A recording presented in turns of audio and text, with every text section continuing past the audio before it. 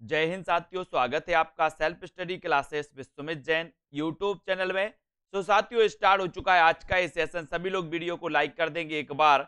और अपनी ये जो टेस्ट सीरीज चल रही है 1000 प्रश्नों की, दोस्तों ये आपकी निरंतर रोज रात्रि 9 बजे क्लास होती है, ठीक है। और हिंदी साहित्य पढ़ने के लिए दोस्तों सबसे बेस्ट आपको self study classes app download करना है प्ले स्टोर से, ठीक है। प्ले स्टोर से सेल्फ स्टडी क्लासेस ऐप आपको डाउनलोड करना है। न्यू बैच 5 जनवरी से स्टार्ट हो चुका है। आप भी दोस्तों अभी शामिल हो सकते हैं इस बैच में, ठीक है। और बिल्कुल शुरुआत से अध्ययन आप कर सकते हैं, ठीक है। और दोस्तों आपको ज्वाइन होना है, वीडियो को लाइक कर देना है एक बार, और वीडियो को अपने मित्रों तक शेयर भी कर देना है, ठीक है। सभी लोग लाइव आ चुके हैं, है ना। एक बार सभी लोग लाइक कर दें वीडियो को, और सभी लोग कमेंट में लिख दें कि सभी लोग तैयार हैं पढ़ने के लिए। और सेल्फ स्टडी क्लासेस आप प्ले स्टोर में सर्च करेंगे सेल्फ स्टडी क्लासेस, तो आपको मिल जाएगा दोस्तों ये ऐप। इसको डाउनलोड करना है, जहां पर हिंदी साहित्य का टिर्की कोर्स आपको मिलेगा, टिर्की वीडियो मिलेंगे, विस्तृत अध्ययन टॉपिक वाइज टेस्ट भी मिलेंगे, ठीक है।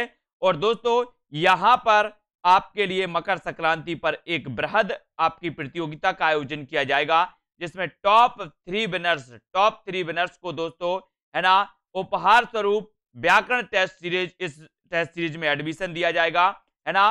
और ये प्रतियोगिता होनी है अपनी 14 जनवरी को, 14 जनवरी को। और ये प्रतियोगिता ऐप पर होगी, सेल्फ स्टडी क्लासेस ऐप पर, ठीक है। तो आप डाउनलोड कर लें। अगर आपका फर्स्ट, सेकंड और थर्ड इनमें से 3 नंबर आता है, तो आपको ये टेस्ट सीरीज में, ऐप में जो टेस्ट सीरीज है हिंदी व्याकरण की, इसमें दोस्तों आपको फ्री में एडमिशन मिल जाएगा, ठीक है। तो आज ही आपको ऐप डाउनलोड कर लेना है, सेल्फ स्टडी क्लासेस। और दोस्तों, है ना, इस प्रतियोगिता में भाग जरूर लेना है। अब सभी लोग वीडियो को लाइक करेंगे, वीडियो को शेयर भी करना है। दोस्तों आपको पता है कि आप सेल्फ स्टडी क्लासेस में बहुत सारे वीडियो अपलोड हो चुके हैं, बहुत सारी चीजें दोस्तों हम पढ़ चुके हैं, है ना। कल अपन ने 85 प्रश्न तक पढ़ दिया था, जय मयंक जस चंद्रिका की रचना किस कवि ने की है, यहां तक अपन ने पढ़ा था। अब इसके आगे अपन को पढ़ना है, ठीक है। आपका पहला प्रश्न है भट्ट, जय मयंक जस चंद्रिका आपको बताना है कि इसकी रचना किसने की थी। भट्ट केदार ने, गोपीचंद, ज्योतिषो ठाकुर या फिर मधुकर ने की थी। तो उत्तर आपका यहां पर बिल्कुल सही हो जाएगा। अपन ने पढ़ा था कि सर जय मयंक जस चंद्रिका की जो रचना की थी वो की थी मधुकर कवि ने। किसने की थी? मधुकर। और आपने डी बताया था, बिल्कुल सही आंसर है जो कि डी नंबर, ठीक है। और दोस्तों अगला क्वेश्चन है, भर्तहरि, है ना, जलंधरी पाव की कवि किस साहित्य से संबंधित हैं? किस साहित्य से संबंधित कवि हैं दोस्तों भर्तहरि, है ना, जलंधरी पाव, ये किस साहित्य से संबंधित हैं?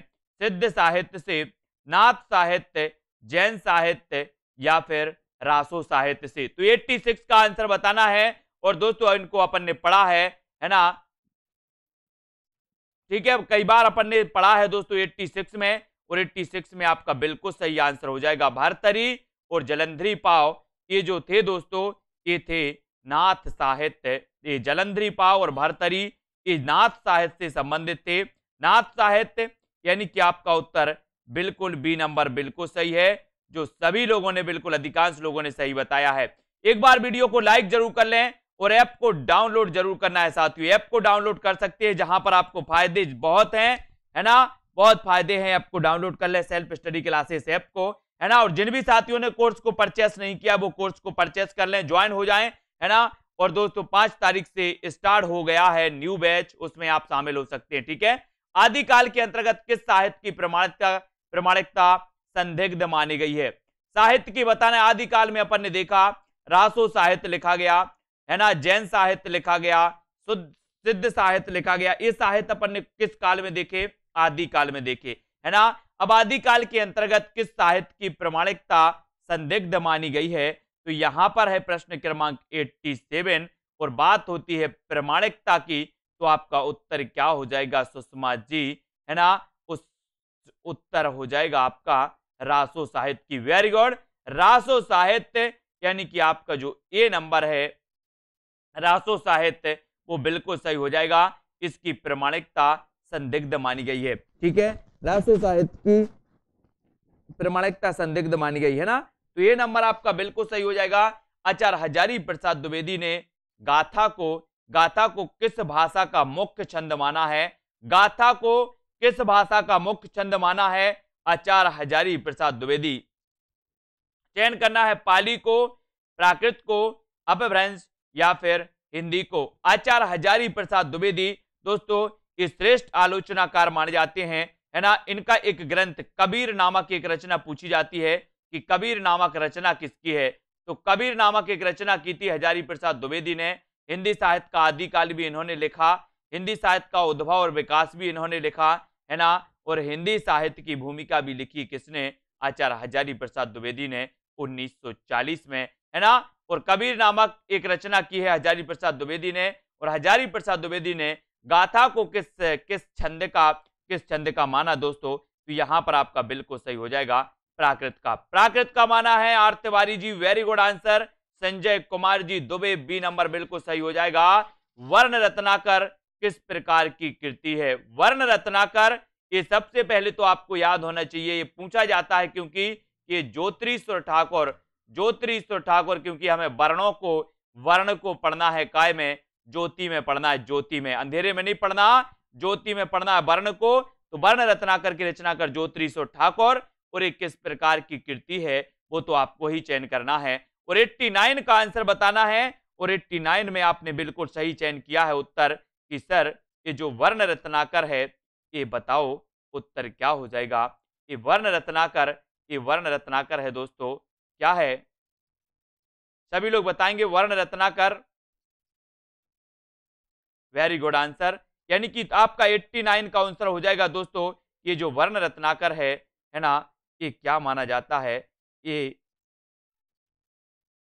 माना जाता है दोस्तों गद्य कृति मानी जाती है। वर्ण रत्नाकर गद्य कृति मानी जाती है। और उत्तर हो जाएगा आपका बी नंबर, है ना। आपने देखा होगा दोस्तों उक्ति व्यक्ति प्रकरण ये है व्याकरण ग्रंथ। उक्ति व्यक्ति प्रकरण ये व्याकरण ग्रंथ माना जाता है, उक्ति व्यक्ति प्रकरण, है ना। और दोस्तों ये वर्ण रत्नाकर क्या है? ये गद्य कृति मानी जाती है वर्ण रत्नाकर। और बी नंबर आपका यहां पर बिल्कुल सही हो जाएगा, है ना। बी नंबर दामोदर पंडित की एक उक्ति व्यक्ति प्रकरण पढ़ी थी अपन ने, जो व्याकरण ग्रंथ मानी जाती है दामोदर पंडित की उक्ति व्यक्ति प्रकरण। कंफ्यूज नहीं होना, यहां पर आ गया भक्ति काल।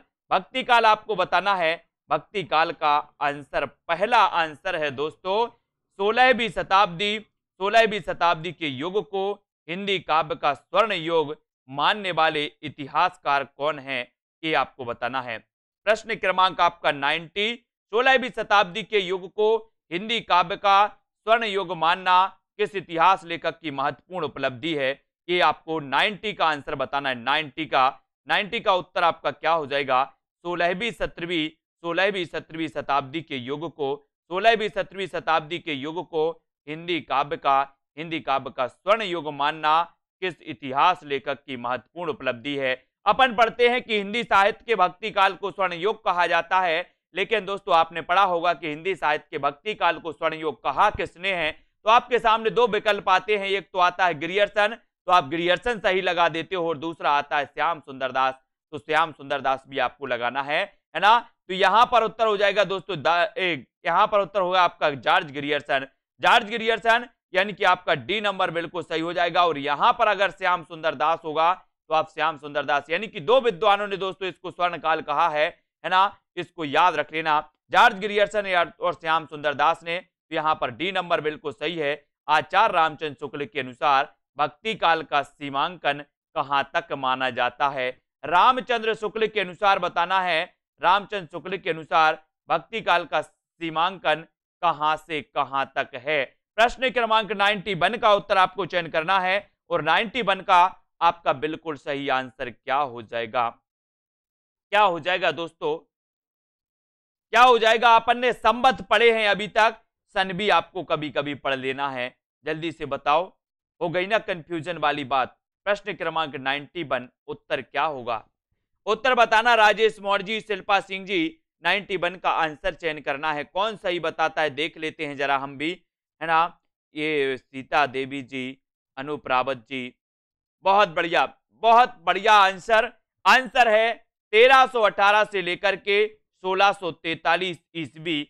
1318 से लेकर के 1643 ईस्वी का जो काल था वो आचार्य रामचंद्र शुक्ल ने भक्ति काल का काल माना, भक्ति काल की सीमा माना। और यहाँ पर संवत अगर दिया होता तो 1375 से लेकर के 1700, यानी कि संवत 1375 से लेकर के 1700 का काल वैसे माना। और ईस्वी की बात करें यानी कि 57 वर्ष आप पीछे चले जाओगे, है ना, तो 1375 और 75 में से 57 घटा दो तो आप 1318 पे पहुंच जाओगे। तो 1318 से 1643 आपका बिल्कुल सही हो जाएगा। ठीक है, आपको बताया दोस्तों संवत से 57 वर्ष पीछे चलती है क्या, ईस्वी सन, है ना, ईस्वी सन, इसको याद करो, है ना। ये ईस्वी पूछा गया और ये संवत है, यहां कंफ्यूज नहीं होना है, बहुत सारे लोग कंफ्यूज हो जाते हैं। संवत से -57 कर दो, ईस्वी पहुंच जाओगे, है ना। यहां आ जाते शंकराचार्य ने सामाजिक एकीकरण के लिए किस दार्शनिक आध्यात्मिक एक का निरूपण किया, यानी कि 92 का आंसर आपको चयन करना है। शंकराचार्य ने सामाजिक एकीकरण के लिए किस दार्शनिक आध्यात्मिक एक का निरूपण किया, प्रश्न क्रमांक 92 का बताना है कल्पना जी। हाँ, क्या उत्तर हो जाएगा, शंकराचार्य ने सामाजिक एकीकरण के लिए किस दार्शनिक आध्यात्मिक एक का निरूपण किया, और उत्तर क्या हो जाएगा, प्रश्न क्रमांक 92 बताना है गुंजा जी। शंकराचार्य ने सामाजिक एकीकरण के किस दार्शनिक के दर्शन मैंने याद करवाए आपको ट्रिक से, है ना। बोले सर शंकर अद्वितीय हैं, शंकर अद्वितीय हैं, तो शंकर से बनेगा शंकराचार्य, और शंकराचार्य किस दार्शनिक मत का परिवर्तन करेंगे, बोले अद्वितीय है तो अद्वैतवाद, अद्वितीय है तो अद्वैतवाद, इसको याद रख लेना। विशिष्ट अद्वैतवाद, बोले राम क्या है, बोले सर विशिष्ट हैं, तो रामानुजाचार्य विशिष्ट अद्वैत, है ना। तो यहां पर आपका बी नंबर द्वैतवाद, बी नंबर आपका बिल्कुल सही हो जाएगा। अद्वैत वेदांत सही होगा, है ना। सी नंबर सही होगा, अद्वैत वेदांत सही होगा, है ना। द्वैत नहीं, अद्वैत अद्वैतवाद सही होगा, है ना। सी नंबर आपका सही होगा, बिल्कुल सही है। अगला क्वेश्चन है, रामानंद किस भक्ति धारा के प्रमुख कवि हैं, किस भक्ति धारा के प्रमुख कवि हैं, सगुण भक्ति धारा, निर्गुण भक्ति धारा, कृष्ण भक्ति धारा, या फिर राम काव्य धारा। प्रश्न क्रमांक 93, रामानंद किस भक्ति धारा के प्रमुख कवि माने जाते हैं, ये आपको चयन करना है। और 93 का अंकित कुमार जी, सीमा सोनकर जी, उत्तर क्या हो जाएगा, रामानंद किस भक्ति धारा के प्रमुख कवि हैं, उत्तर 93 रामानंद किस भक्ति धारा के प्रमुख कवि हैं, सगुण भक्ति धारा, निर्गुण, या फिर दोस्तों कृष्ण, या फिर राम काव्य धारा, कौन माने जाते हैं। और रामानंद की अगर बात करते हैं तो बोले सर रामानंद की बात की है आपने, तो ये माने जाते हैं सगुण भक्ति धारा के, रामानंद माने जाते हैं दोस्तों सगुण भक्ति धारा के। याद रख लेना, रामानंद के 12 शिष्य थे, है ना। और 12 शिष्यों में एक आते थे कबीर, रामानंद माने जाते हैं सगुण भक्ति धारा के, और कबीर इनके शिष्य जो थे वो निर्गुण भक्ति धारा के थे, है ना। इनको याद रख लेना है। और इनके शिष्यों में एक आते हैं नरहरिदास, या नरहरिदास आते हैं, जिनके शिष्य हुए हैं कौन, तुलसीदास हुए हैं, ये भी आपको याद रख लेना है। ठीक है, यहां पर देखते हैं दोस्तों, तो आपका सगुण भक्ति धारा बिल्कुल सही आंसर हो जाता है ना। अगला क्वेश्चन यहां पर पढ़ना है कि नाभादास रचित किस ग्रंथ में कबीर के संबंध में उल्लेख मिलता है, तो किसके संबंध में उल्लेख मिलता है, प्रश्न क्रमांक 94 का आंसर आपको चयन करना है। नाभादास रचित किस ग्रंथ में कबीर के संबंध में उल्लेख मिलता है, प्रश्न क्रमांक आपको बताना है 94।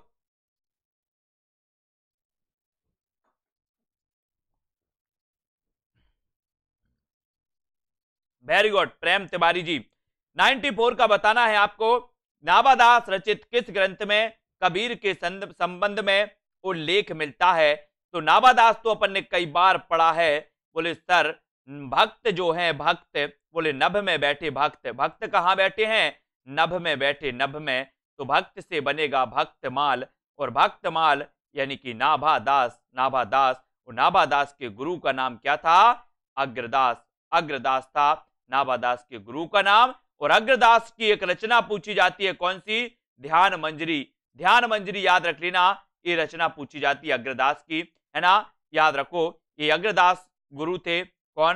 भक्त नाभादास के गुरु का नाम था अग्रदास। अग्रदास की एक रचना ध्यान मंजरी पूछी जाती है। अब कैसे छूटे राम नाम रट लागी, प्रभु जी तुम चंदन हम पानी, जाकी अंग अंग बास समानी। ये पंक्तियां किस संत कवि की हैं? प्रश्न क्रमांक 95 का बताना है। उत्तर क्या हो जाएगा? उत्तर बताना है सभी लोगों को, है ना। अब कैसे छूटे राम नाम रट लागी, रट लागी। और दोस्तों उत्तर क्या हो जाएगा? प्रश्न क्रमांक 95, कबीरदास, मलुकदास, रैदास या फिर सुंदरदास। तो अपन ने कई बार पढ़ा है कि प्रभु जी तुम चंदन हम पानी, है ना, और जाकी अंग अंग बास समानी। और उत्तर हो जाएगा आपका रैदास। रैदास यानी कि सी नंबर आपका बिल्कुल सही हो जाएगा। रैदास की बानी, रैदास की बानी आपने पढ़ी होगी, तो आपका सी नंबर बिल्कुल सही है। नेक्स्ट है, भक्ति काल के अंतर्गत प्रेम पीर का प्रचारक कवि किसे माना जाता है? प्रेम पीर का प्रचारक कवि किसे माना जाता है? भक्ति काल के अंतर्गत प्रेम पीर का प्रचारक कवि किसे माना जाता है? रसखान, जायसी, सूरदास या कबीरदास को माना जाता है? प्रेम पीर का प्रचारक माना जाता है तो कौन माना जाता है? प्रश्न क्रमांक 96 और 96 में आपका जो उत्तर बताना है, प्रेम की पीर जायसी, प्रेम की पीर जायसी, यानी कि उत्तर आपका क्या हो जाएगा? उत्तर क्या हो जाएगा? उत्तर क्या हो जाएगा? 93 नाभादास। 93 का उत्तर रामानंद सगुण भक्ति धारा के कवि रामानंद, रामानंद सगुण भक्ति धारा के कवि हैं, है ना, इसको याद रखेंगे, ठीक है, रामानंद, है ना। यहां पर दोस्तों रामानंद का किस काव्य धारा के कवि हैं, है ना, तो यहां पर दोस्तों अलग अलग प्रकार से दे दिया गया, सगुण भी दे दिया गया, निर्गुण, कृष्ण और राम भी दे दिया गया, है ना। तो ये जो प्रश्न है वो हालांकि अलग वाला है ना। रामानंद राम भक्ति धारा से संबंधित थे, राम भक्ति धारा सगुण भक्ति धारा से संबंधित थे, है ना। उन्होंने एक साथ पूरे दे दिए, कोई बात नहीं। रैदास समझ लो, रैदास सही है ना। भक्ति काल के अंतर्गत प्रेम का पीर प्रचारक कवि किसे माना जाता है? तो ये माना जाता है जायसी, जायसी को माना जाता है। आपको पता है कि रामानंद सगुण भक्ति धारा के राम भक्ति धारा से संबंधित थे, ये भी याद रख लेना, है ना। और यहां पर जल्दी से आपको बताना है कि भक्ति काल के अंतर्गत प्रेम का प्रचारक कवि किसे कहा जाता है? रवि जी जल्दी से उत्तर बताओ। भक्ति काल के अंतर्गत प्रेम का प्रचारक कवि किसे माना जाता है? ये उत्तर आपको बताना है। दोस्तों टेलीग्राम ग्रुप से सभी लोग जुड़ेंगे। टेलीग्राम ग्रुप में रवि सर व्याकरण का भी टेस्ट करवाते हैं, हिंदी साहित्य का भी टेस्ट करवाते हैं, वहां पर सभी लोग जुड़ सकते हैं, है ना। और भक्ति काल के अंतर्गत प्रेम का पीर, प्रेम पीर का प्रचारक कवि किससे कहा जाता है? और 96 का उत्तर हो जाएगा आपका बी नंबर, है ना। बी यानी कि जायसी आपका बिल्कुल सही होगा। किस आचार्य की गणना, किस आचार्य की गणना वैष्णव भक्ति के प्रतिष्ठापक आचार्यों में की जाती है? किसकी की जाती? किस आचार्य की गणना वैष्णव भक्ति के प्रतिष्ठापक आचार्यों में नहीं की जाती? नहीं पूछा गया, नहीं की जाती, तो किसकी नहीं की जाती? किसकी नहीं की जाती? वैष्णव भक्ति के प्रतिष्ठापक आचार्यों में किसकी गणना नहीं की जाती? रामानंद, रामानुजाचार्य, हरिदास निरंजनी, विष्णु स्वामी या फिर वल्लभाचार्य। तो किसकी नहीं की जाती? नर्मदा जी किसकी नहीं की जाती? विजय जी मातृभाषा हिंदी, है ना। उत्तर क्या हो जाएगा? किस आचार्य की गणना वैष्णव भक्ति के प्रतिष्ठापक आचार्यों में नहीं की जाती? तो किसकी नहीं की जाती? बोले सर वैष्णव भक्ति के प्रतिष्ठापक आचार्यों में नाम लिया जाता है रामानुजाचार्य का, नाम लिया जाता है विष्णु स्वामी का, नाम लिया जाता है वल्लभाचार्य का, नहीं लिया जाता तो किसका नहीं लिया जाता? हरिदास निरंजनी ने हरिदासी संप्रदाय चलाया था इन्होंने, है ना, इनका नहीं लिया जाता। उत्तर आपका जो हो जाएगा विकल्प नंबर बी सही हो जाएगा, हरिदास निरंजनी, है ना। वैष्णव भक्ति के प्रतिष्ठापक आचार्यों में जो नाम नहीं लिया जाता वो नहीं लिया जाता हरिदास निरंजनी। प्रतिष्ठापक की बात हो रही, प्रतिष्ठापक की, है ना, तो बी आपका बिल्कुल सही हो जाएगा। भक्ति का कौन सा रूप पहले दक्षिण के आलवार संतों की वाणी के माध्यम से प्रस्फुटित हुआ? यानी कि दोस्तों आपको बताना है 98 का उत्तर। भक्ति का कौन सा रूप दक्षिण के आलवार संतों की वाणी से के माध्यम से प्रस्फुटित हुआ था? 98 का प्रश्न बड़ा ही सरल प्रश्न है और बढ़िया प्रश्न है दोस्तों। भक्ति का कौन सा रूप? हमने देखा कि दक्षिण में रामानुजाचार्य हुए हैं और दक्षिण से भक्ति लेकर के आए थे रामानंद, और रामानंद को आपने देखा कि रामानंद राम भक्ति धारा से संबंधित थे, सगुण भक्ति धारा से संबंधित थे। तो आपको पता है कि जब रामानंद उत्तर भारत में भक्ति लेकर के आए हैं तो दक्षिण में, जो आपको पता है, तो दक्षिण में कौन सी भक्ति धारा प्रवाहित हुई होगी? बोले सर बात करते हो तो वो हुई होगी राम भक्ति, क्योंकि रामानंद उत्तर भारत में भक्ति को लेकर के आए थे, है ना। तो रामानंद आए थे तो रामानंद राम भक्ति धारा से संबंधित, तो राम भक्ति धारा ही दक्षिण में प्रवाहित हुई होगी, यानी कि यह नंबर आपका कॉमन सेंस बिल्कुल सही हो जाएगा। ठीक है, अगला क्वेश्चन है किस संस्कृत काव्य में पहले कृष्ण लीलाओं का उल्लेख मिलता है? कृष्ण लीलाओं का उल्लेख किसमें मिलता है? दारसू शर्मा जी, सुबी गुप्ता, संदीप प्रजापति जी। प्रश्न क्रमांक है 99 और 99 का फेर है, गलत गलत नहीं करना, है ना। आपको बताना है हिंदी किस संस्कृत काव्य में पहले कृष्ण लीलाओं का उल्लेख मिलता है, और 99 का उत्तर हमें बताना है। 99 में आपको चयन करना है, और आपको पता है दोस्तों किस संस्कृत काव्य में, तो वो काव्य है ब्रह्मचरित। ब्रह्मचरित संस्कृत काव्य में कृष्ण लीलाओं का उल्लेख मिलता है, यानी कि आपका उत्तर हो जाता है विकल्प नंबर 1। आ नंबर आपने टिक किया है तो बिल्कुल सही है, ए नंबर टिक किया है तो बिल्कुल सही है ना, ए नंबर। अगला क्वेश्चन, मसी कागज छुओ नहीं, कलम गहो नहीं हाथ, यह पंक्ति किस भक्त कवि को लक्ष्य करके कही गई थी? किस भक्त कवि को लक्ष्य करके कही गई थी, ये आपको बताना है। उत्तर है मसी कागज छुओ नहीं, कलम गहो नहीं हाथ, ये आपको चयन करना है।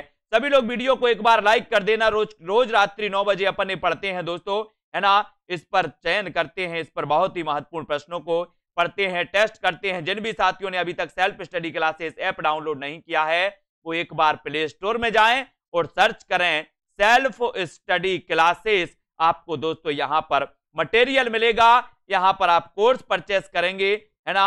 और यहां पर दोस्तों आपको मात्र 1200 रुपए में 50% ऑफ में हिंदी साहित्य का संपूर्ण कोर्स, विस्तृत व्याकरण plus tricky video, topic wise test, सब कुछ मिल रहा है ना। तो मसी कागज छुओ नहीं, कलम गहो नहीं हाथ, ये पंक्ति कही गई थी दोस्तों कबीर को लक्ष्य करके, है ना। तो ये बी नंबर आपका कबीरदास बिल्कुल सही हो जाएगा, बी नंबर आपका बिल्कुल सही हो जाएगा। ठीक है, इसको याद रख लेना है। और आंसर है पद्मावत का लेखक कौन है? पद्मावत का लेखक बताना है। और रोज रात्रि 9 बजे हिंदी साहित्य की लाइव क्लास दोस्तों 1 साल से कंटिन्यू आपके लिए चल रही है ना। और ये लाइव क्लास दोस्तों आपको बिल्कुल फ्री चलती है, बिल्कुल फ्री चलती है। इसमें हम प्रश्नों के बारे में पढ़ते हैं, डाउट भी बहुत सारी चीजों की क्लियर करते हैं और निरंतर अभ्यास करते रहते हैं, है ना। ये आपको बताना है पद्मावत का लेखक कौन है। तो सभी को पता है। बोले सर पद्मावत की बात करते हो तो ये सूफी काव्य धारा का महाकाव्य है और हिंदी का प्रथम प्रमाणिक महाकाव्य भी माना जाता है।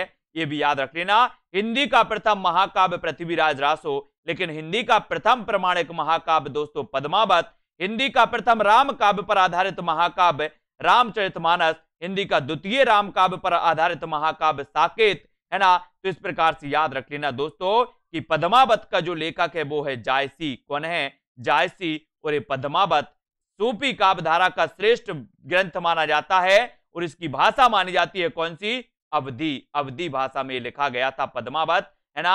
आचार्य रामचंद्र शुक्ल ने प्रेमाख्यान काव्य परंपरा का प्रथम कवि किसे माना है? प्रेमाख्यान परंपरा का बताना है तो 102 का आंसर। 102 में जायसी, कुतुबन, मुल्ला दाऊद या फिर मंझन कौन माना जाता है? ये आंसर आपको चयन करना है, आचार्य रामचंद्र शुक्ल। सभी लोग एक बार लाइक जरूर कर देना, अपना अंगूठा जरूर चलाइए और वीडियो को लाइक करते रहिए। जल्दी से बताओ आचार्य रामचंद्र शुक्ल ने प्रेमाख्यान काव्य परंपरा का प्रथम कवि किसे माना है? रामचंद्र शुक्ल जी हैं साहब, किसी को नहीं छोड़ा हिंदी साहित्य में इन्होंने, है ना। ऐसा लगता है कि पूरी चिंता इन्हीं को थी। और रामचंद्र शुक्ल ने प्रेमाख्यान काव्य परंपरा का प्रथम कवि जो माना है वो माना है किसे माना है? सी क्यों बता रहे बहुत सारे लोग? सी नहीं बताना मेरे प्यारे भाइयों, बताना है क्या? कुतुबन। कुतुबन की एक रचना है कौन सी? मृगावती। मृगावती एक रचना है दोस्तों कुतुबन की, और इस मृगावती को सूफी काव्य की प्रथम रचना माना शुक्ल ने और कुतुबन को प्रथम कवि माना शुक्ल ने। तो उत्तर भी आपका हो जाएगा बी नंबर और कुतुबन सही हो जाएगा। रीता कांति जी, कुतुबन सही होगा, मृगावती ये प्रथम रचना सूफी काव्य की रामचंद्र शुक्ल ने माना है। पूछा भी गया है अष्टछाप की स्थापना कब हुई। अष्टछाप की स्थापना यानी कि 103 का आंसर आपको चयन करना है। सभी लोग बताएंगे सुरेंद्र कुमार जी, सुषमा ठाकुर, माया राम जी और प्रदीप शर्मा जी, रिंकू परमार जी, उत्तर क्या है, अष्टछाप की स्थापना कब हुई। अष्टछाप पूछा गया है, अष्टछाप की स्थापना की थी दोस्तों। बहुत सारे लोग अष्टछाप में भी कंफ्यूज होते हैं कि वल्लभाचार्य ने की थी कि विठल नाथ ने की थी। याद रख लेना, बोले अष्टछाप के कवि बैठे हैं, अष्टछाप के कवि बैठे हैं, तो बैठे से बनेगा विठल नाथ, है ना। अष्टछाप के कवि क्या है, बोले सर बैठे हैं, अष्टछाप के कवि बैठे हैं, तो अष्टछाप के प्रवर्तक कौन माने जाएंगे, बैठे से विठल नाथ। बैठे से विठल नाथ हो गई 1965 में अष्टछाप की स्थापना, विठल नाथ, है ना। विठल नाथ दोस्तों वल्लभाचार्य के पुत्र का नाम था, है ना, और अष्टछाप की स्थापना इन्होंने की थी 1565 में। यहां पर कंफ्यूज नहीं होना, ये 1565 आपका सही होगा, 1565। ठीक है, अगला क्वेश्चन बताना रमेश पांडे जी, सूरदास की भक्ति पद्धति का मेरुदंड कौन सी भक्ति है ना। सूरदास की भक्ति पद्धति का मेरुदंड कौन सी भक्ति मानी जाती है। प्रश्न क्रमांक 104 और 104 में आपका जो आंसर हो जाएगा वो क्या हो जाएगा, 104 में चयन करना है, 104 और 4 का उत्तर होगा सूरदास की भक्ति पद्धति का मेरुदंड कौन सी भक्ति मानी जाती है। प्रश्न क्रमांक 104 आपने पढ़ा है दोस्तों, एक मैंने कई बार आपको बताया है कि पुष्टि मार्ग के प्रवर्तक माने जाते हैं कौन, पुष्टि मार्ग के प्रवर्तक माने जाते हैं कौन, वल्लभाचार्य। इसको कैसे याद रखोगे, आपसे कई बार पूछा गया पुष्टि मार्ग के प्रवर्तक कौन थे। अगर आपकी पुष्टि, आपके बात की पुष्टि ना हो, है ना, आप कहीं अपनी बात छोड़ दो और आपकी पुष्टि ना हो, तो आप बल से करवा लेना, बल से करवा लेना। जैसे बच्चा क्या करता, बच्चा कोई अगर मम्मी से कहता कि ये मुझे खिलौना चाहिए और अगर खिलौना नहीं लगा देते तो उसकी पुष्टि करवाता है, वह रो करके रोता है ना, जिद करता है तो वो पुष्टि करवा लेता है। ऐसे ही आपको करवाना पुष्टि बल से तो वल्लभाचार्य, है ना। और सूरदास की भक्ति पद्धति का मेरुदंड था पुष्टि मार्गीय पद्धति। पुष्टि मार्गीय पद्धति यानी आपका उत्तर हो जाएगा डी नंबर। डी आपने चयन किया है, बिल्कुल सही चयन किया है। सभी लोग लाइक जरूर करेंगे।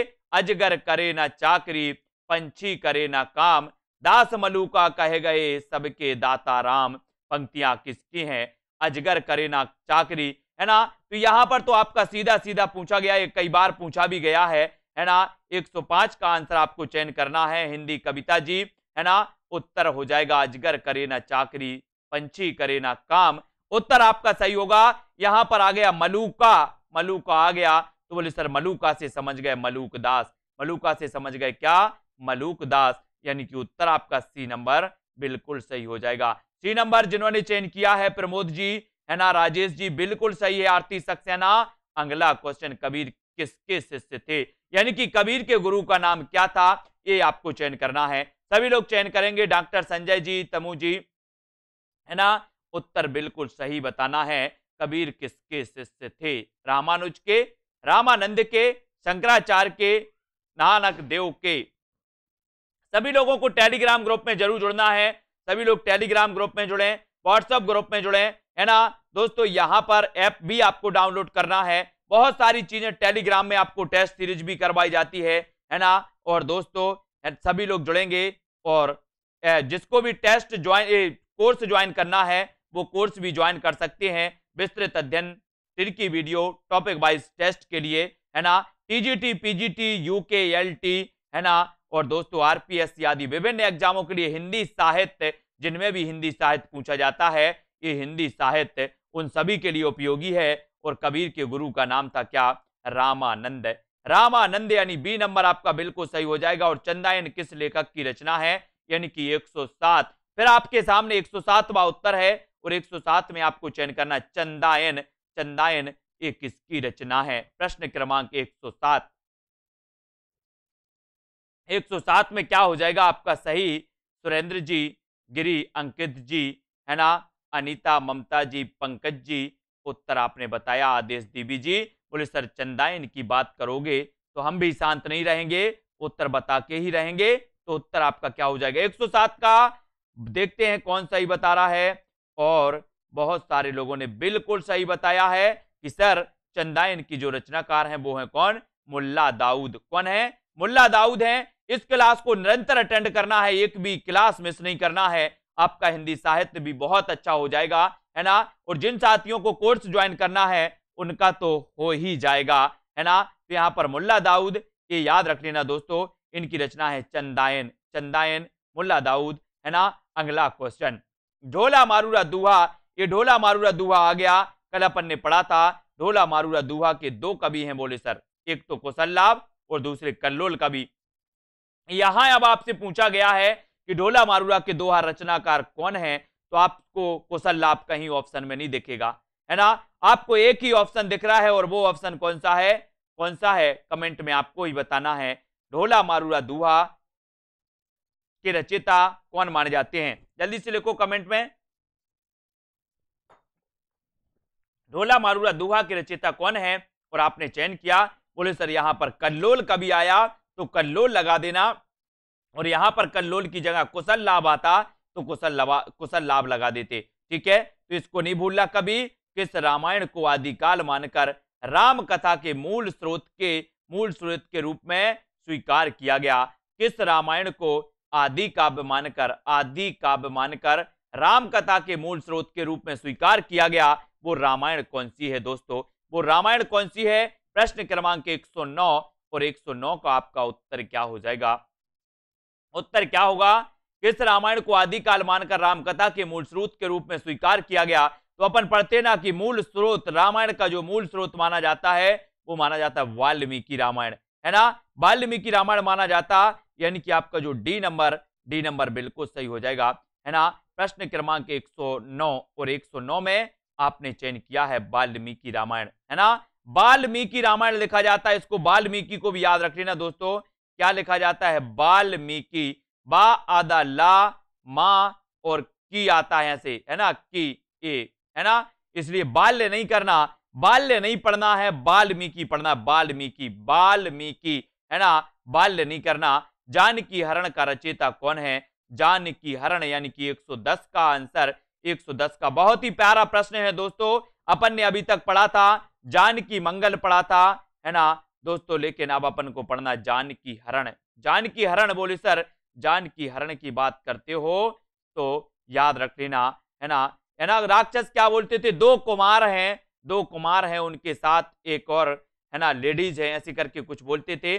तो बोले दो कुमार के साथ कौन थी, जानकी थी, किसके साथ, कुमार, है ना।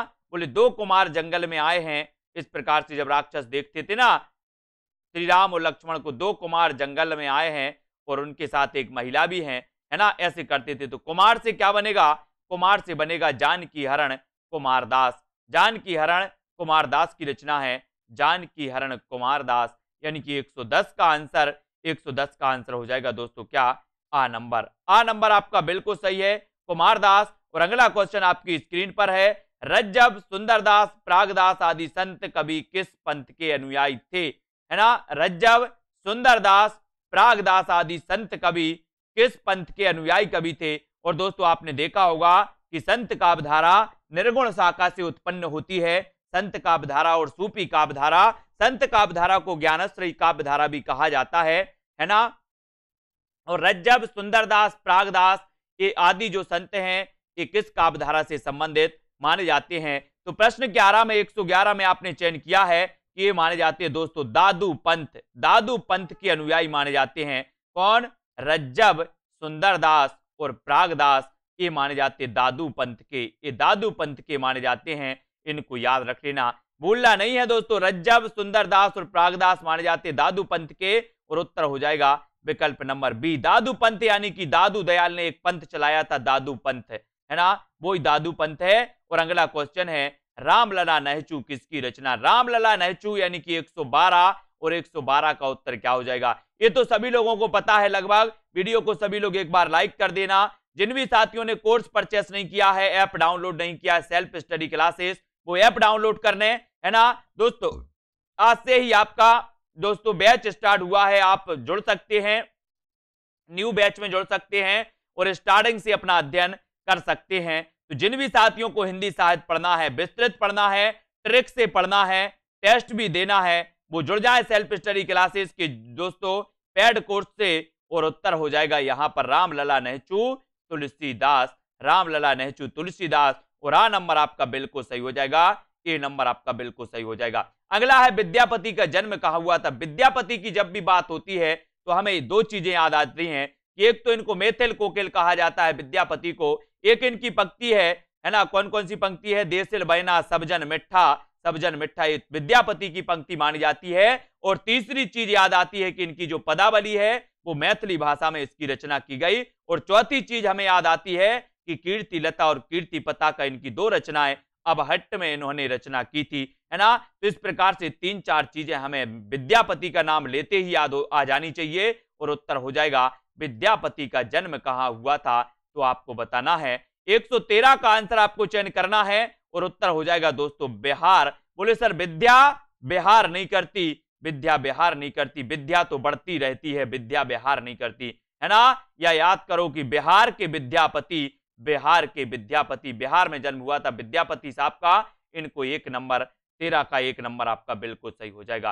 कैसे संप्रदाय में कृष्ण के बामांग में राधा के साथ कृष्ण की उपासना करने का विधान है, तो किसमें है दोस्तों। प्रश्न क्रमांक 114 में आपको चयन करना है, उत्तर भी आपको बताना है कि किस संप्रदाय में कृष्ण के बामांग में राधा के साथ कृष्ण की उपासना का विधान है। सभी लोग एक बार लाइक जरूर कर देना दोस्तों वीडियो को, और जिन भी साथियों ने self study classes app download नहीं किया है वो आज ही ऐप डाउनलोड करें। आप टीजीटी, पीजीटी, नेट किसी भी एग्जाम की तैयारी हिंदी साहित्य से कर रहे हैं, एक बार जुड़ जाइए सेल्फ स्टडी क्लासेस से, है ना। किस संप्रदाय में कृष्ण के बामांग में राधा के साथ कृष्ण की उपासना आपको बताना है। तो वो संप्रदाय है दोस्तों कौन सा, निम्बार्क संप्रदाय। कौन सा संप्रदाय है, निम्बार्क संप्रदाय। बामांग में राधा के साथ कृष्ण की उपासना करने का विधान है, तो वो है निम्बार्क संप्रदाय, जिसके प्रवर्तक थे निम्बार्काचार्य, आपको पढ़ा है ना। द्वैतवाद के प्रवर्तक भी निम्बार्काचार्य, है ना। और दोस्तों ये आपका सी नंबर 114 का बिल्कुल सही आंसर हो जाएगा, सा नंबर निम्बार्क संप्रदाय। निम्बार्क लगाना है इसमें, सी नंबर लगाना है। निम्बार्क में बहुत सारे लोग इसमें कंफ्यूज होंगे, निम्बार्क संप्रदाय आपको टिक करना है ना। तुलसीदास की भक्ति किस प्रकार की मानी जाती है, तुलसीदास की भक्ति, है ना। यहां पर बामांग में राधा कृष्ण की उपासना का विधान है, तो वो निम्बार्क संप्रदाय में है। और अगला क्वेश्चन आपकी स्क्रीन पर है, उत्तर क्या हो जाएगा, सतीश जी बिल्कुल सही है।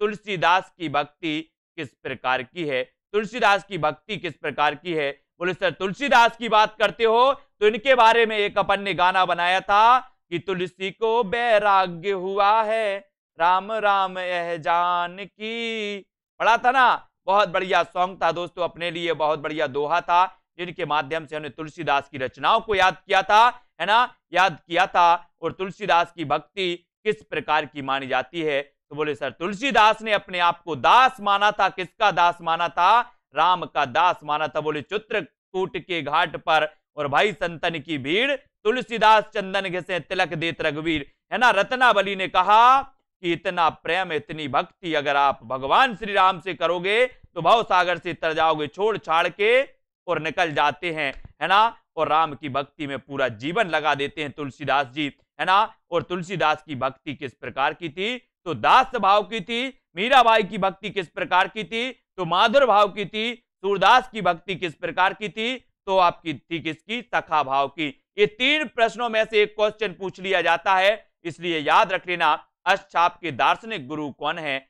अष्टछाप के दार्शनिक गुरु कौन है। 116 का आंसर आपको चयन करना है। अलग प्रश्न है थोड़ा सा, लेकिन बढ़िया प्रश्न है। अष्टछाप के दार्शनिक गुरु कौन है, रामानंद, निम्बार्क, वल्लभाचार्य या फिर शंकराचार्य। प्रश्न क्रमांक 116 में आपको चयन करना है। और हिंदी साहित्य के लिए दोस्तों निरंतर ये रोज 9 बजे क्लास होती है, इस सीरीज को आपको रोज अटेंड करना है, रोज पढ़ना है ना। हिंदी आपकी स्ट्रांग हो जाएगी। और दोस्तों विस्तृत अध्ययन करना है, ट्रिकी पढ़ना है, टेस्ट भी देना है, तो सेल्फ स्टडी क्लासेस में ऐप डाउनलोड कर लें। ऐप में आप कोर्स में ज्वाइन हो जाएं, है ना। कोर्स आपका 1200 रुपए में मात्र रखा है, ये 50% ऑफ में पूरा हिंदी साहित्य आपके लिए करवाया जाएगा। इसमें अष्टचाप के दार्शनिक गुरु कौन है, तो आपको बताना है, वो है वल्लभाचार्य। कौन है? अष्टचाप के दार्शनिक गुरु माने जाते वल्लभाचार्य। वल्लभाचार्य ने दोस्तों शुद्धाद्वैत का प्रवर्तन किया था। कौन सा?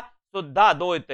शुद्धाद्वैत का प्रवर्तन किसने किया था, तो आप बताओगे वल्लभाचार्य। पुष्टि मार्ग का प्रवर्तन किसने किया था, आप बताओगे वल्लभाचार्य। सूरदास के गुरु का नाम क्या था, तो आप बताओगे वल्लभाचार्य। याद रख लेना, वल्लभाचार्य जी को हमें पढ़ना है निरंतर और पढ़ते जाना है। अष्टचाप के दार्शनिक गुरु थे। अष्टचाप की स्थापना की थी विट्ठलनाथ ने 1565 में, लेकिन दार्शनिक जो गुरु थे वो वल्लभाचार्य थे। ये भी याद रख लेना। चार शिष्य थे वल्लभाचार्य के और 4 शिष्य थे दोस्तों विट्ठलनाथ के। इन चार को मिलाकर के एक बन जाता अष्टचाप। 1565 में विट्ठलनाथ के द्वारा इसकी स्थापना की गई, है ना। और भक्ति का प्रस्थान ग्रंथ कौन सा है, यानी कि 117 का आंसर आपको चयन करना है। और सभी लोग वीडियो को लाइक जरूर कर देना। भक्ति का प्रस्थान ग्रंथ कौन सा, 117 का आंसर। और 117 में प्रस्थान, भक्ति का प्रस्थान ग्रंथ कौन सा माना जाता है, ये आपको चयन करना। और 117 का आंसर 117 में आपने चयन किया। बोले सर भक्ति के प्रस्थान की अगर बात करोगे तो गीता से नहीं, भागवत महाभारत से नहीं, रामायण से नहीं। उत्तर बिल्कुल सही बताया संतराम समीर जी, बहुत बढ़िया आंसर। भागवत से माना जाता, भागवत, है ना। और अपन ने पढ़ा था दोस्तों भगवत शरण उपाध्याय के बारे में, आज अपन निबंध पढ़ रहे थे, है ना। इसको याद रख लेना। और डी नंबर आपका बिल्कुल सही हो जाता। मैं कहता हूं आंख ने देखी और तू कहता है कागज लेखी। कहने वाले भक्त कवि कौन से हैं, है ना। मैं कहता हूं आंख ने देखी और तू कहता है कागज लेखी, है ना। ये आपको बताना है। ये दोस्तों रहस्यवाद के प्रथम कवि माने जाते हैं तो कौन। अगर आपसे कभी क्वेश्चन आए कि रहस्यवाद के प्रथम कवि कौन माने जाते हैं, तो क्या टिक करोगे?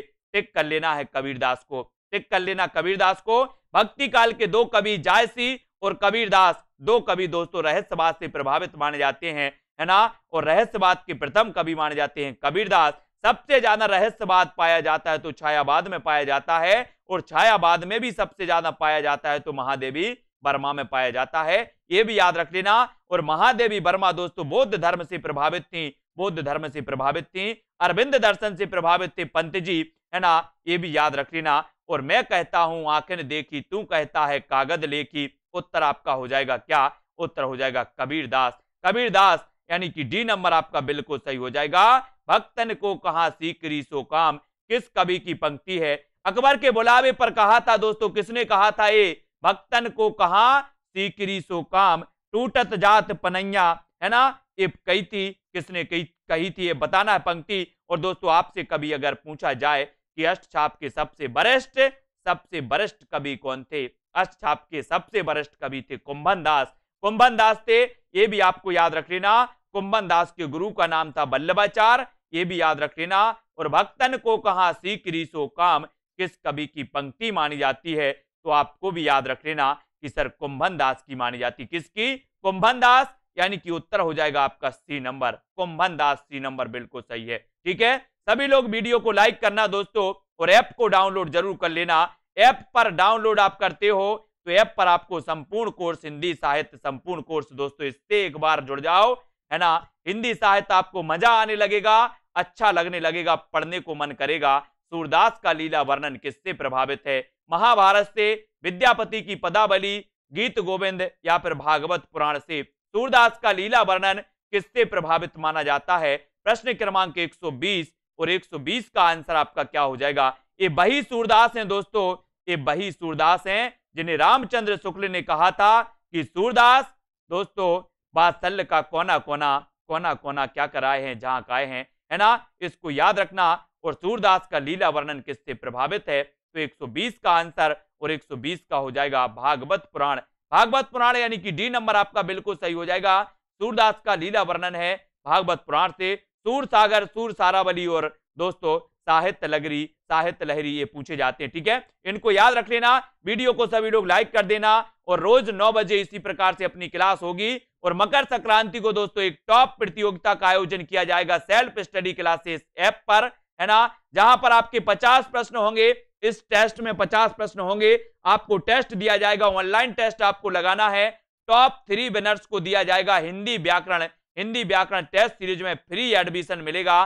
पिछली बार अपना 1 जनवरी को दोस्तों टेस्ट प्रतियोगिता हुई थी, जिसमें टॉप 3 विनर्स को हिंदी साहित्य 3000 प्रश्नों की टेस्ट सीरीज में फ्री एडमिशन मिला था, है ना।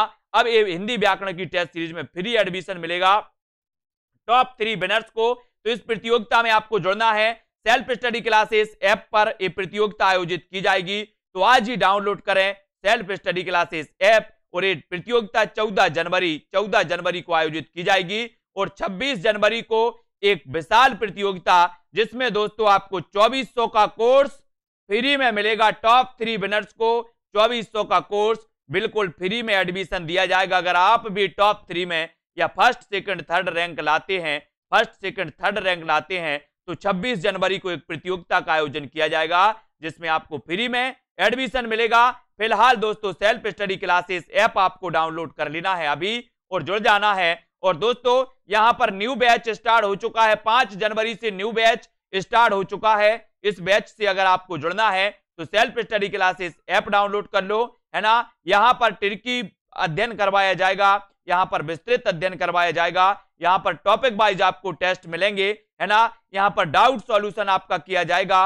और दोस्तों वीडियो को लाइक और शेयर करते रहें। और एक कोर्स मात्र अभी 1200 रुपए यानी कि 50% ऑफ में आपको अभी उपलब्ध है। ये पूरा कोर्स 2400 रुपए का है दोस्तों, ये आपको 1200 रुपए में मात्र मिलने वाला है, ठीक है। और 3000 प्रश्नों की टेस्ट सीरीज दोस्तों अभी दोस्तों आप 500 रुपए में खरीद सकते हैं, है ना, इसको याद रख लेना।